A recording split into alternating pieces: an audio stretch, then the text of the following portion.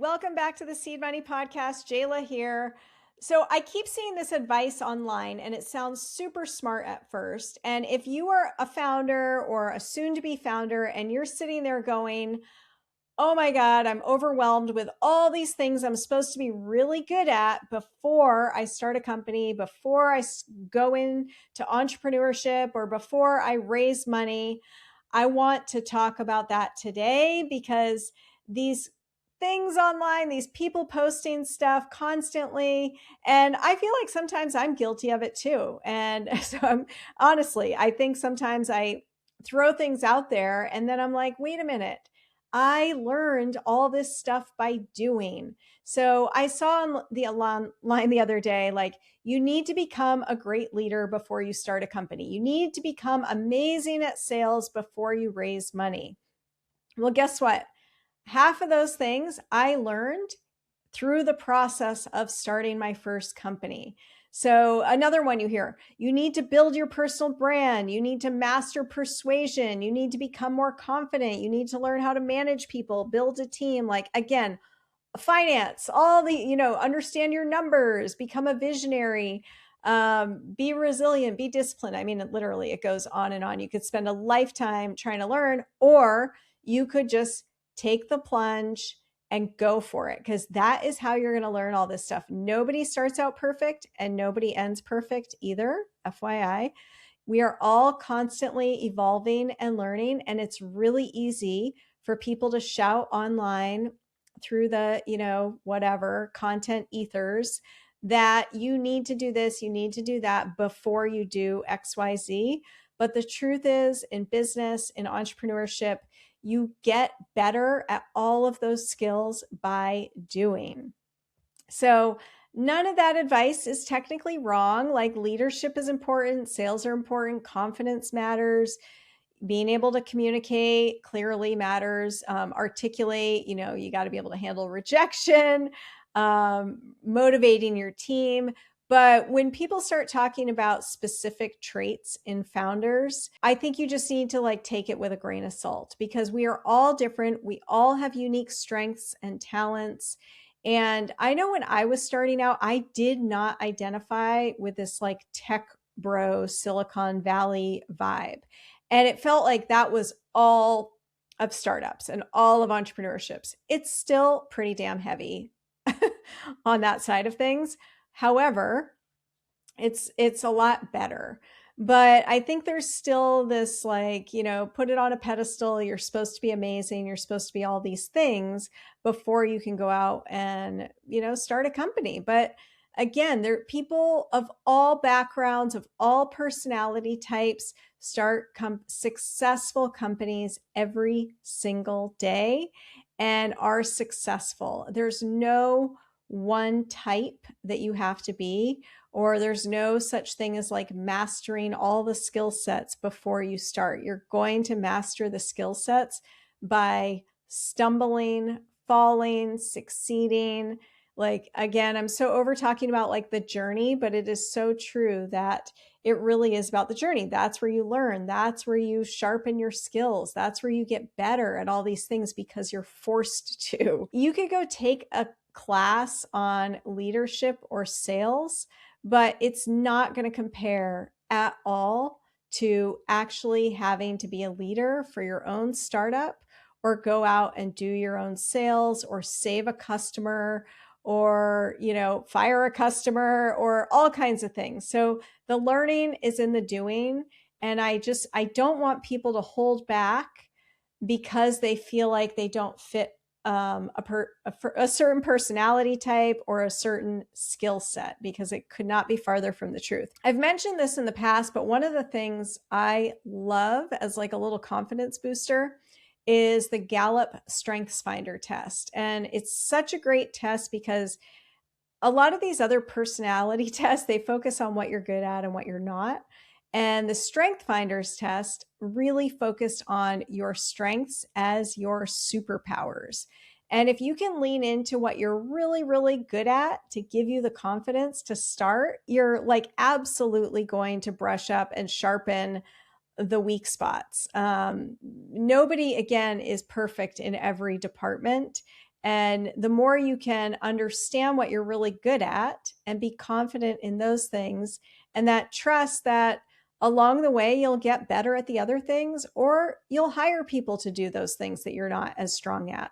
So it's just really important that you don't wait. You need to take action and start doing, because that is how you're going to learn. So if you don't feel like you are good at fundraising or understand fundraising, the best way to get good at it and understand it is to start it. You're not going to be perfect out of the gate. You're going to fumble through some investor meetings. And again, I know I've put out there like, you got to be ready. You got to be ready.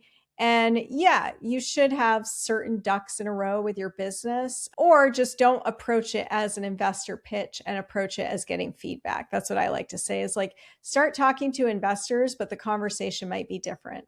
It might be, hey, I'm thinking about raising money.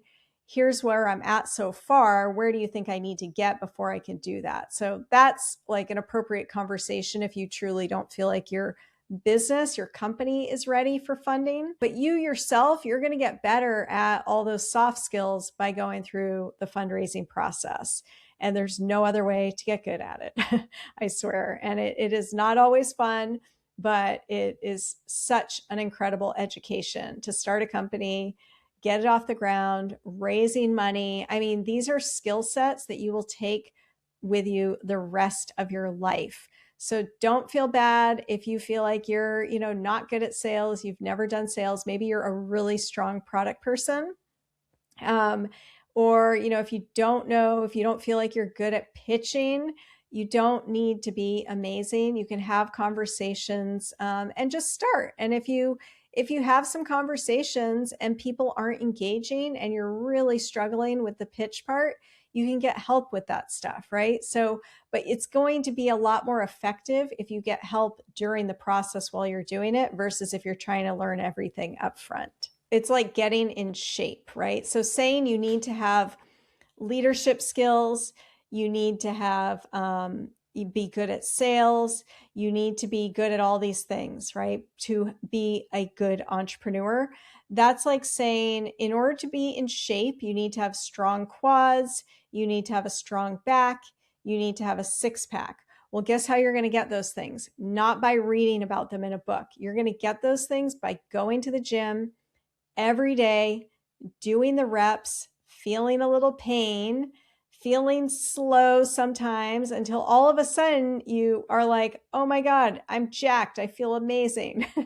But you're not going to get it by reading about it or thinking about it or journaling about it. You've got to go through the actual exercises.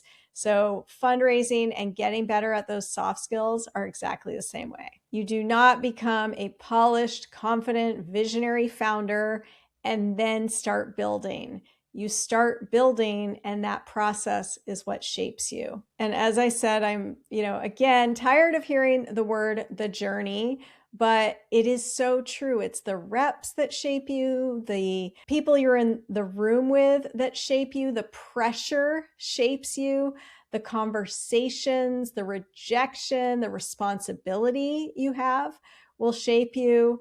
So the act of just trying to bring something to the world that does not exist yet, it changes you. And it's an amazing process. And there's no way to get ready for all of those things before you actually do it. So the get better before you start, it can be such dangerous advice. And I know I've put it out there occasionally in certain ways. There's usually a caveat, but I've seen it pretty strongly online a few times. And I just, wanted to call it out that nobody's perfect when they start. They get better by doing. That get better advice, it sounds like mature and strategic, but for a lot of people, I think it becomes, a lot of early stage founders, it becomes a permission slip to kind of delay the exact thing that would make you better. So if you think you need to become good at pitching before you pitch, but pitching is how you get good at pitching, or you think you need to get good at sales before you start sales, but selling is how you get good at sales. And the same with leadership. the beginning is how the fear that gets smaller, so just starting is what propels you forward. And it is especially important when it comes to funding, because a lot of first-time founders, I've heard people say this, like, I don't know anything about fundraising. I don't think I'm like good at fundraising. Or I've heard them say someone else is really good at fundraising. But again, fundraising is not some magical talent that we're born with. It is a skill set, and skills we develop over time. It's storytelling, it's clarity, it's conviction, it's timing, relationship building, understanding what investors care about, how to handle objections, how to explain risk and the upside, and how to communicate momentum. And you're not going to just know those things out of the gate. Some people are naturally better at quote unquote pitching. Some people come with better networks or credentials or, whatever. That part is real. But for most first-time founders, fundraising gets better because they start having conversations. They start pitching. The first few pitches might be really rough. Good, that's fine. It's a start. The second pitch will be better. The 10th pitch will be even way better. And by the 20th conversation, you'll start noticing like people leaning in and where they check out and the other questions that come up. So you're not going to know how to identify all those things until you start pitching and having conversations. That's how you improve, not by yourself behind your computer. So the key takeaway is you do not become ready and then start. You start, and that is how you become amazing and better and sharpen those skills that everybody talks about online. There is no other way to do it. It's an incredible growth process, personally and business-wise. So don't hold back. What is that one thing that you've been hesitating to start because you don't feel like you're good enough? I challenge you today to just go for it. Give it a shot. It cannot hurt. It will only help you improve and make the fear of starting smaller and smaller and smaller. There's only one way through, or there's only one way to get there, and that is through it. There's no shortcut. So I hope that's helpful. If you have any questions, reach out to me on LinkedIn or email me at hello@seedmoneypodcast.com. We'll see you soon.